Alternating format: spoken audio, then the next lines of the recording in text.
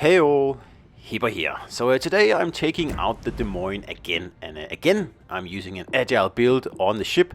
So don't tell where are you, Aaron. He won't like it, and that's why I'm doing it. Really. No, as you can see, I am putting all my effort into turret rotation, rudder, speed, and utility. That's pretty much it. So 1.9 rudder shift and 37 knots. So yep, it turns like pretty much on a dime, the ship here, and it does make it a lot more fun to play. Not as fun as Wichita though, but pretty close. So I'm trying not to play Wichita anymore because I have like 700 battles in the ship, and I'm a little bit embarrassed. It's on my, well, it used to be on my top 5 list in the stats. It's not anymore because I've played a lot of Edinburgh and Minotaur to get it out of the top 5, and now it's gone and I don't want it back.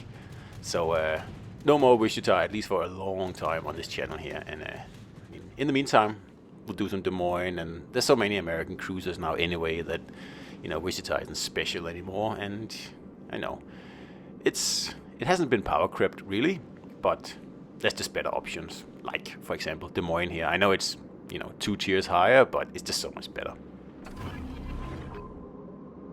So this here is a 3 versus 3, which is my absolute favorite amount of players, because it means usually when there's no carrier in the game, right? That each player gets, their own spawn at their own flank. Usually there's 3, caps. So it does put a lot of pressure on the individual players not to mess up, because losing one ship is a third of your firepower and guaranteed 1 cap down. So the stakes are really high, and I like that.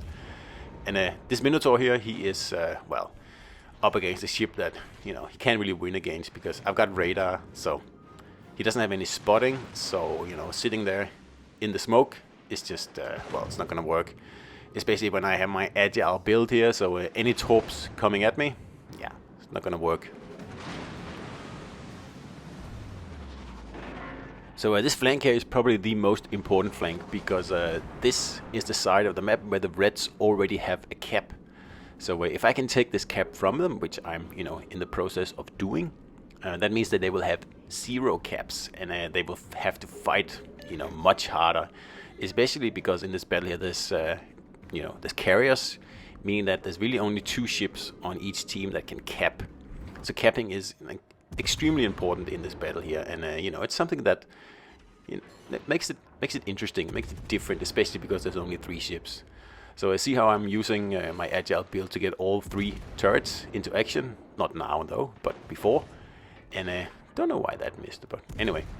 So that's something you can do with the agile cruisers. Of course, once the gig is up, you can't do it again, like here, because I don't want to show broadside to the Minotaur.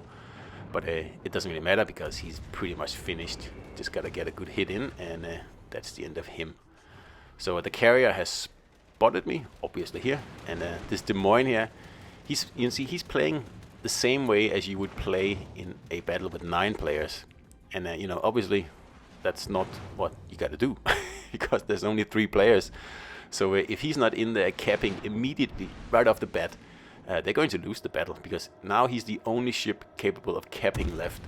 So obviously he is target number 1, because if I can grab this cap here and finish off the Des Moines, then it doesn't matter what happens then, because the carrier can't really do anything.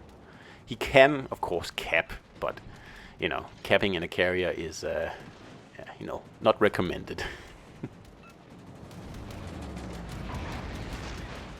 So we lost the ship at B, and again, that's because the guy was playing like you normally would in the game. You grab the cap that you spawn at, but in a 3 versus 3, especially on this map here, you don't want to grab B in the beginning.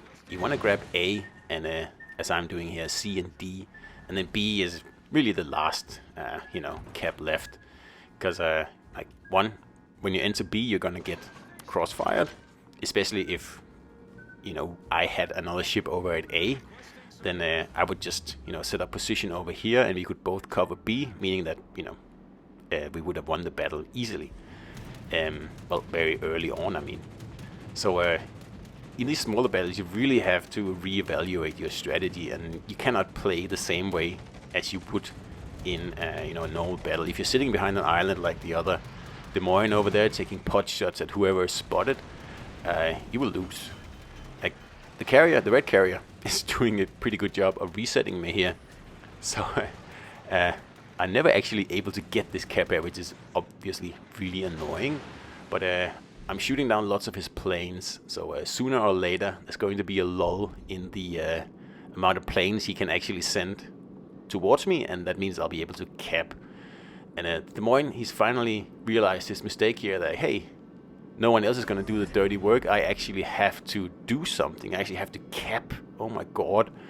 And this is what I capitalize on in these smaller battles here. Like, people just aren't used to it, and you know, if you know what you're doing, you can easily win these things here. It's you actually don't even have to take on the enemies. Like, now when I grab this cap here, we'll win the battle, because the Des Moines is spotted, and there's no way he can make it to grab both A and B.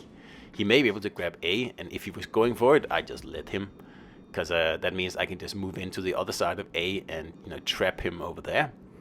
But actually I want some action in this battle here, because otherwise it would be too easy, right? And also it wouldn't make a very interesting video. But at this point here, had I stayed right here, the battle would be won. But way too boring. We cannot just do that. Also notice my carrier here on this map here. I mean, what is he doing? There's only 3 ships on the map, so why does he feel, you know, compelled to go all the way to the corner and have to spend minutes flying back and forth? There's no destroyers to spot you. There's no destroyers to torp you, and you know, you have backup in the middle of the map, so no one's going to be able to cross the map. So it's like a completely irrational way he's playing here. It doesn't make any sense at all. And I don't know if he's trying to spot the enemy carrier, whatever it is he's doing, but it's, you know, it's not the best play. And so right here I am, you know, chewing on the fact, like, do I want to win very easily and boring here? But then I look at my carrier player and I think, no, I don't think that really he deserves to win, honestly. So I decide to take on these 2 here. I mean, the carrier is not going to be a problem at all, but the other Des Moines, maybe. Like, we're about equal on hit points, and of course there'll be no torpedoes to worry about other than what the carrier drops. So I should be able to outplay him with the Agile build here, because again, he's just playing the absolute normal Des Moines stereotype here, sitting bow on and, you know, shooting, and that's it. But all I have to do is whack his carrier. It doesn't really matter if I get him or not. It would be nice, of course, but it's not necessary. So actually, my carrier actually did something good here for a second. He actually attacked the Des Moines, because that's good, because that means I can you know, concentrate on the midway. And we're going to get a whole lot of citadels from this guy here, because, I mean, I'm like 1.5 kilometers away and I can just absolutely pound him. So, and I said, all I wanted to do here is get some extra damage before the battle is finished, because obviously my carrier is safe and we are ahead on points, and it's unlikely these guys are going to be able to do anything. So see how his turrets can keep up, and this is how you waste, you know, other Des Moines players when they play with the meta builds that just don't work in these smaller battles here, and one of the reasons that I like these smaller battles here. So that was an Agile Des Moines in a 3 versus 3, and we scored no less than 3,800 XP in this battle here, and it's only 3 versus 3. So I hope you enjoyed it. See you out there.